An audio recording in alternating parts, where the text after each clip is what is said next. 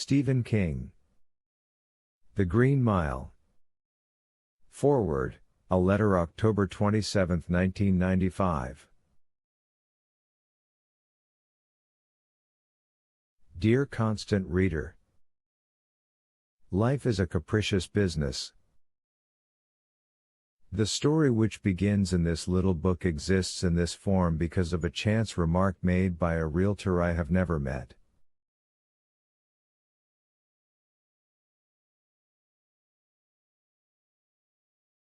This happened a year ago, on Long Island.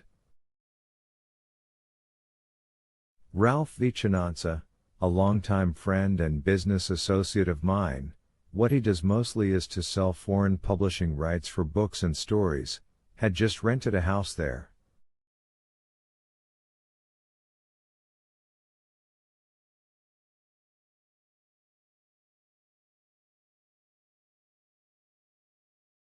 The realtor remarked that the house looked like something out of a story by Charles Dickens.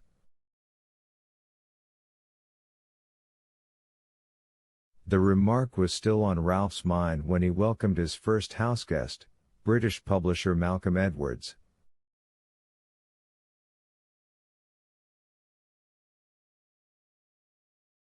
He repeated it to Edwards, and they began chatting about Dickens. Edwards mentioned that Dickens had published many of his novels in installments, either folded into magazines or by themselves as chapbooks. I don't know the origin of this word, meaning a smaller than average book, but have always loved its air of intimacy and friendliness.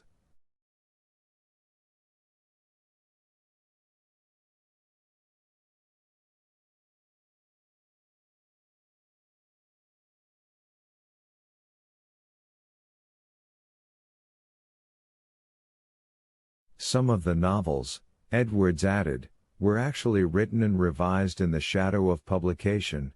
Charles Dickens was one novelist apparently not afraid of a deadline.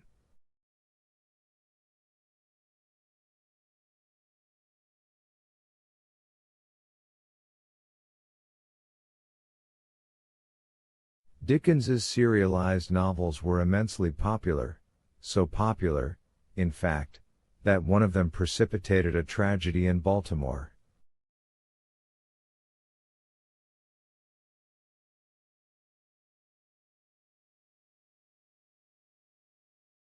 A large group of Dickens fans crowded onto a waterfront dock, anticipating the arrival of an English ship with copies of the final installment of the Old Curiosity Shop on board.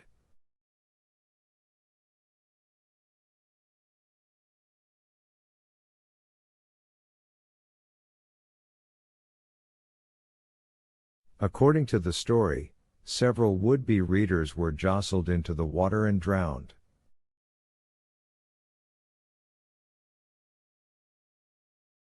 I don't think either Malcolm or Ralph wanted anyone drowned, but they were curious as to what would happen if serial publication were tried again today.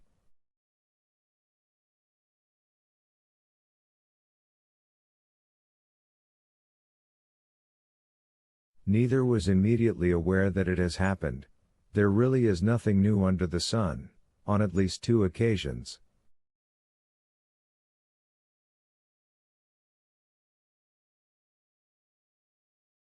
Tom Wolfe published the first draft of his novel Bonfire of the Vanities serially in Rolling Stone magazine, and Michael McDowell, The Amulet, Gilded Needles, The Elementals, and the screenplay Beetlejuice, published a novel called Blackwater in paperback installments. That novel, a horror story about a Southern family with the unpleasant familial trait of turning into alligators, was not McDowell's best, but enjoyed good success for Avon Books, all the same.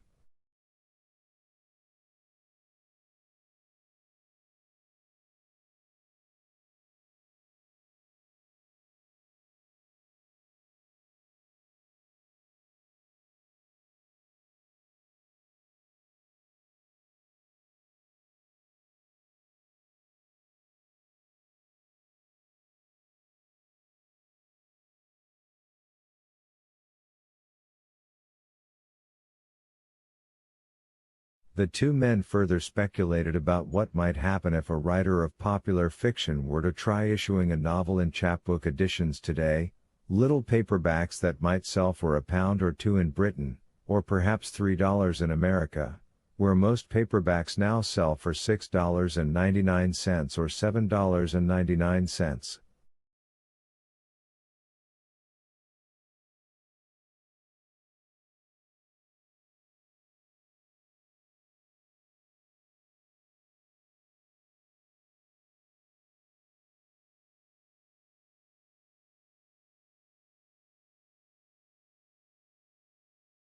Someone like Stephen King might make an interesting go of such an experiment, Malcolm said, and from there the conversation moved on to other topics.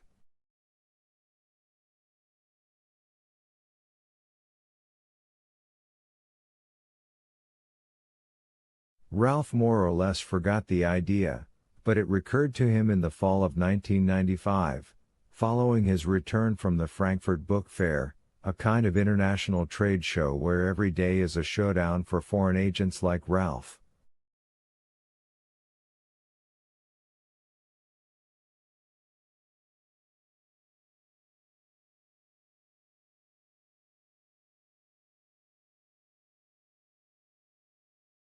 He broached the serialization/chapbook idea to me along with a number of other matters, most of which were automatic turndowns.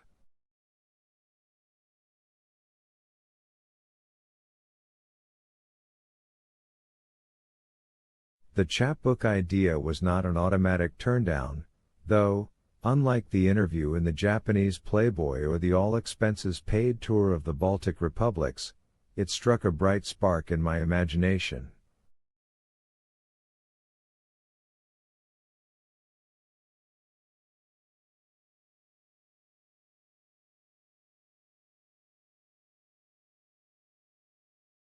I don't think that I am a modern Dickens. If such a person exists, it is probably John Irving or Salman Rushdie, but I have always loved stories told in episodes.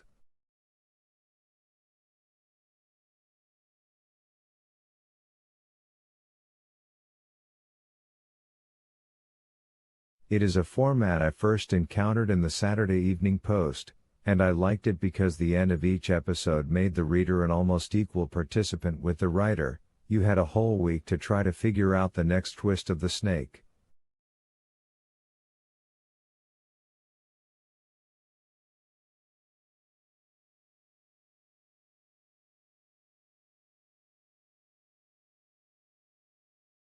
Also, one read and experienced these stories more intensely, it seemed to me, because they were rationed.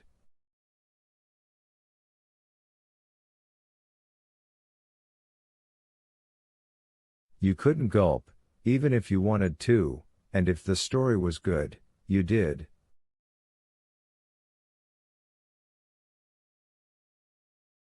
Best of all, in my house we often read them aloud, my brother, David, one night, myself the next, my mother taking a turn on the third, then back to my brother again.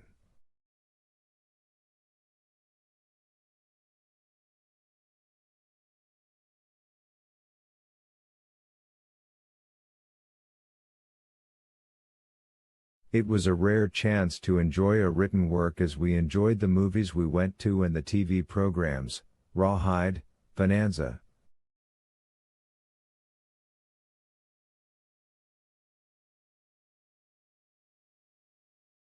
Route 66, that we watched together, they were a family event.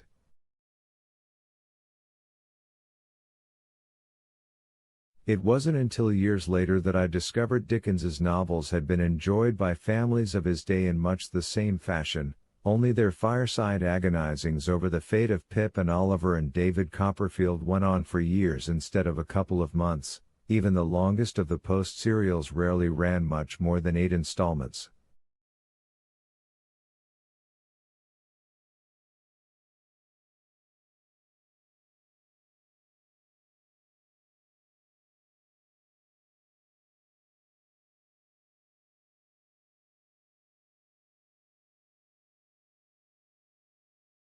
There was one other thing that I liked about the idea, an appeal that I suspect only the writer of suspense tales and spooky stories can fully appreciate. In a story which is published in installments, the writer gains an ascendancy over the reader which he or she cannot otherwise enjoy. Simply put,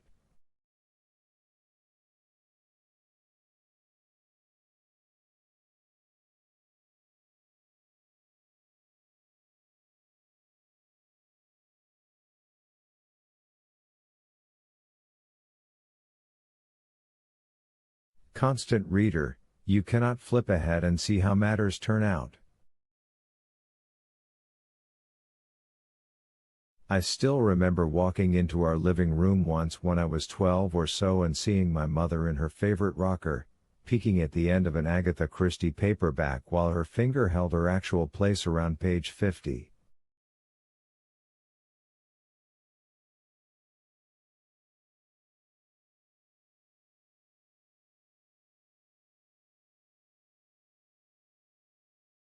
I was appalled, and told her so.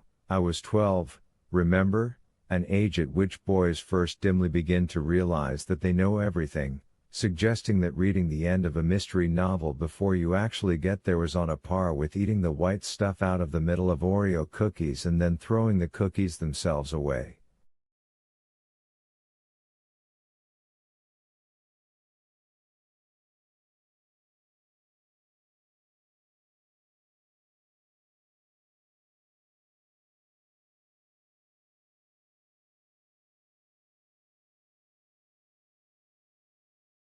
She laughed her wonderful unembarrassed laugh and said perhaps that was so, but sometimes she just couldn't resist the temptation.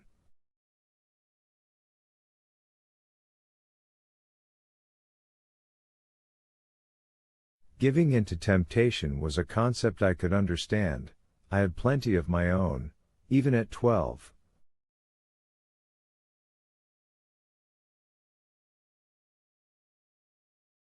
But here, at last, is an amusing cure for that temptation. Until the final episode arrives in bookstores, no one is going to know how the Green Mile turns out, and that may include me.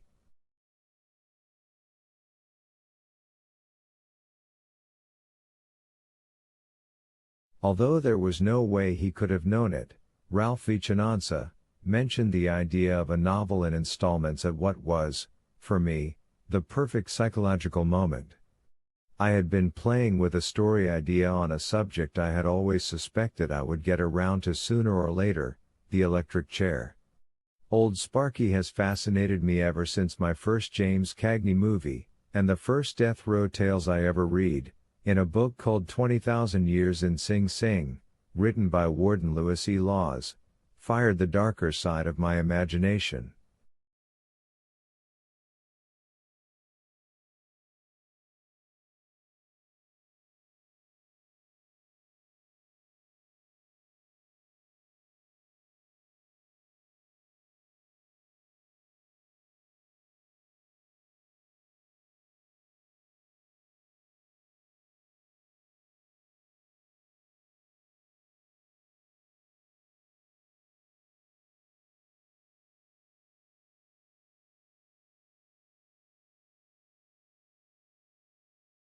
What, I wondered, would it be like to walk those last 40 yards to the electric chair, knowing you were going to die there?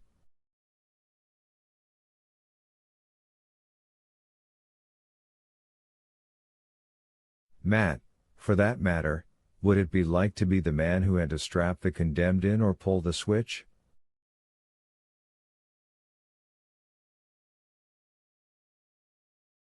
What would such a job take out of you? Even creepier, what might it add? I had tried these basic ideas, always tentatively, on a number of different frameworks over the last 20 or 30 years.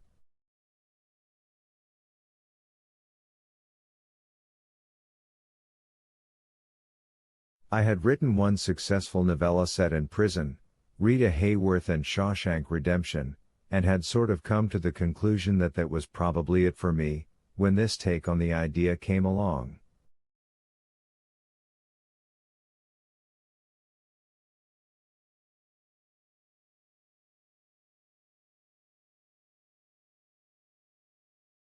There were lots of things I liked about it, but nothing more than the narrator's essentially decent voice, low-key, honest, perhaps a little wide-eyed. He is a Stephen King narrator if ever there was one.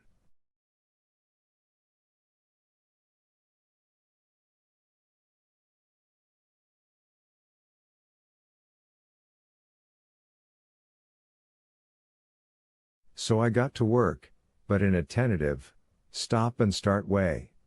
Most of the second chapter was written during a rain delay at Fenway Park.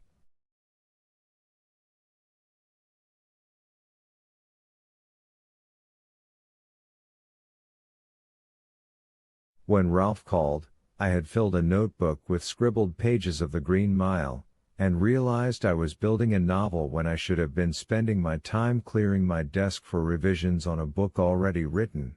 Desperation, you'll see it soon, constant reader.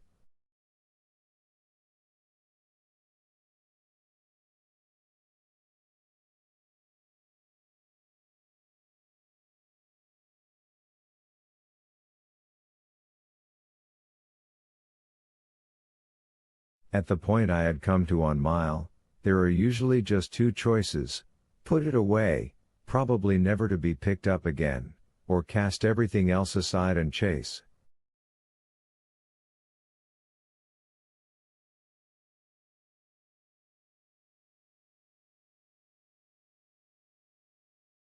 Ralph suggested a possible third alternative, a story that could be written the same way it would be read, in installments.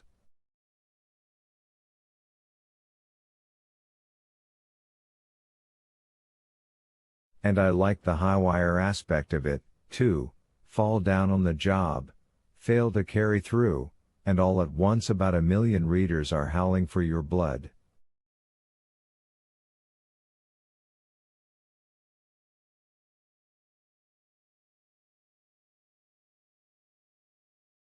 No one knows this any better than me, unless it's my secretary, Julianne Ugly. We get dozens of angry letters each week, demanding the next book in the Dark Tower cycle. Patience, followers of Roland, another year or so and your wait will end, I promise.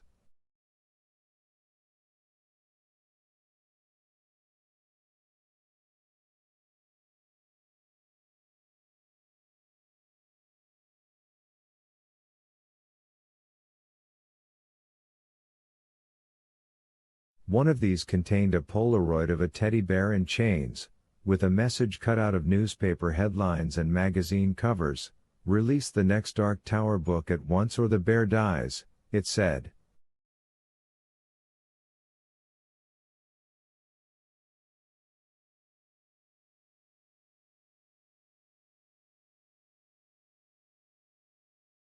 I put it up in my office to remind myself both of my responsibility and of how wonderful it is to have people actually care, a little, about the creatures of one's imagination.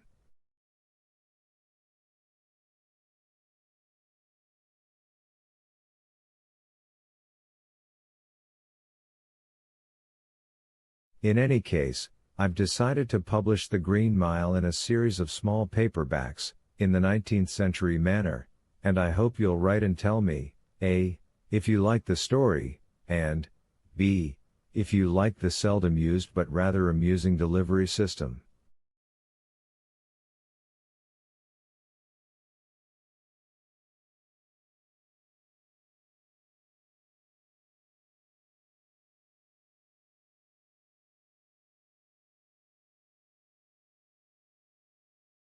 It has certainly energized the writing of the story, although at this moment, a rainy evening in October of 1995, it is still far from done, even in rough draft, and the outcome remains in some doubt.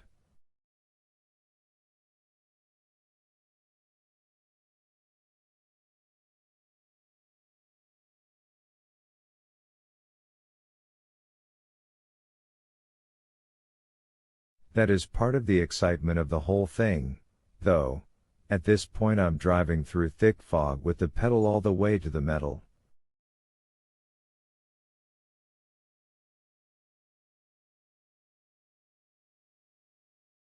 Most of all, I want to say that if you have even half as much fun reading this as I did writing it, we'll both be well off.